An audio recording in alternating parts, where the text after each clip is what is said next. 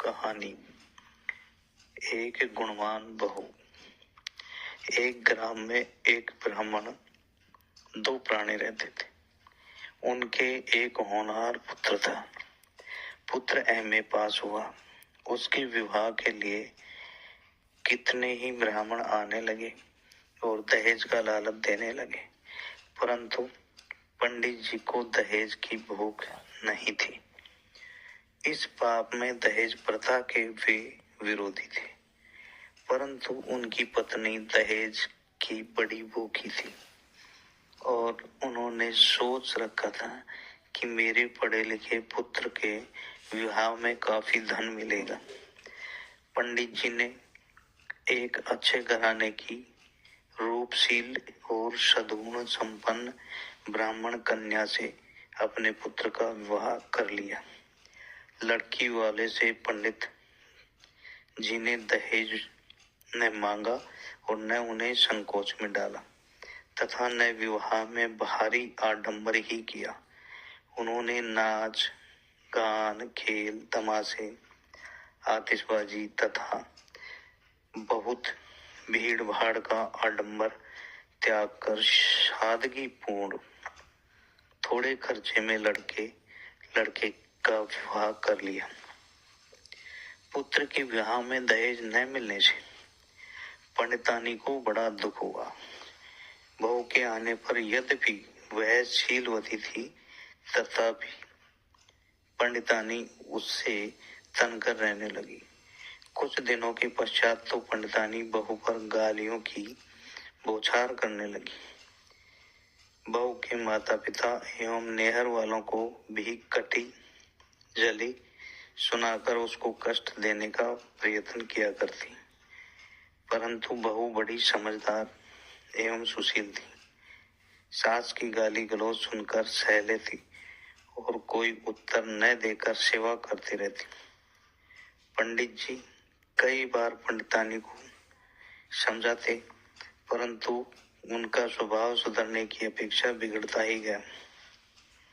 उनकी कलह से पिता पुत्र की बड़ी चिंता रहने लगी। पंडितानी ने एक दिन मारे क्रोध के जलती हुई लकड़ी बहू के पैर पर पटक दिया। बहू एक बार चीख मारकर चुप हो रही। लड़के का विचार हुआ कि माता से अलग हो जाएं। ऐसा सोचकर लड़का माता को कुछ कड़ी बात कहने वाला ही था कि इतने में बहू उसका हाथ पकड़कर एकांत में ले गई और समझाने लगी। कामना में भंग पड़ने से मनुष्य को क्रोध होता है। माता जी को आपके विवाह में दहेज की बड़ी कामना थी, सो न मिलने पर क्रोध उठना उनका स्वाभाविक है। माता ने अपने हृदय का रस पिलाकर आपको पाला पोसा है, अतः आप उनके जीवन भर के ऋणी हैं। मैं आपके चरणों में अर्पित हूँ, आप उनके चरणों में अर्पित हैं। अतः मुझे और आपको चाहिए कि उन वृद्ध दंपति की जीवन पर्यंत सेवा करें। पागल अपने मन की बात करता है। आपकी माता कामना के वश होकर पागल हो गई है। उनकी दुर्बलता देखकर हम लोगों को भी दुर्बल नहीं बनना चाहिए। एक दिन सास पुनः क्रोध में आकर जलती हुई लकड़ी लेकर बहू को मारने दौड़ी।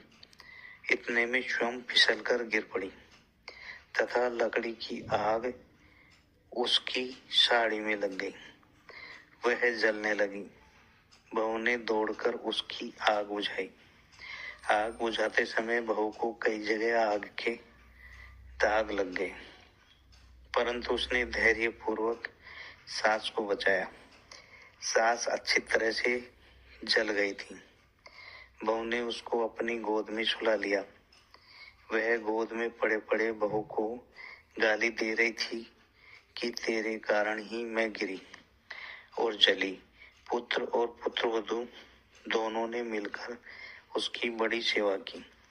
बहू घर का भी काम संभालती और सास की देख रेख तथा सेवा में रात दिन उसके पास डटी रहती।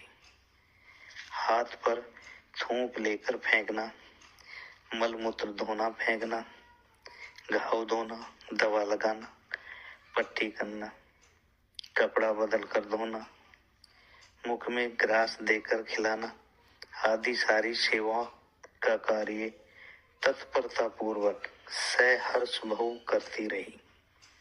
6 महीने के पश्चात सास खाट से उठी और अब वह अच्छी हो गई थी। शरीर के अच्छे होने के साथ साथ सास का मन भी अच्छा हो गया था।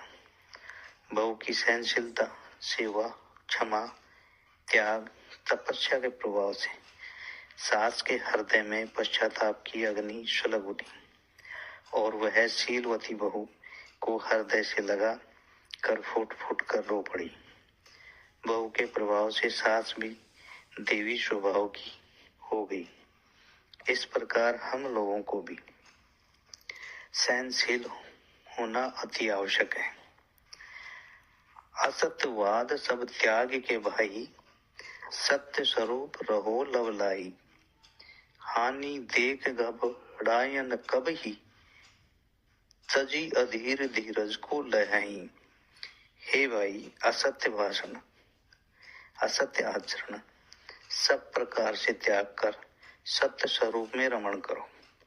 इस प्रकार तीसरा गुण सत्य धारण करो। नाशवान वस्तुओं की हानि देखकर कभी मत घबराओ। अधैर्य त्याग कर अटल धैर्य को धारण करो। सूर वीर सम हटै न रण से, काम अनीक दलन अरिमन से। जगत असार जीव है सारा, स्वपन भोग दुख भू संसारा। सूरवीर के समान मन से लड़ने में, युद्ध स्थल रूप साधन क्षेत्र से न हटे, काम की सेना और तन मन शत्रु को दल मल से डाले।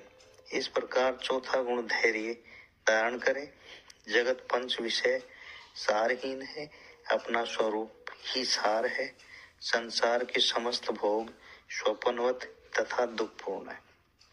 सत्साय कहानी अच्छी लगी हो तो चैनल को लाइक एंड सब्सक्राइब करें।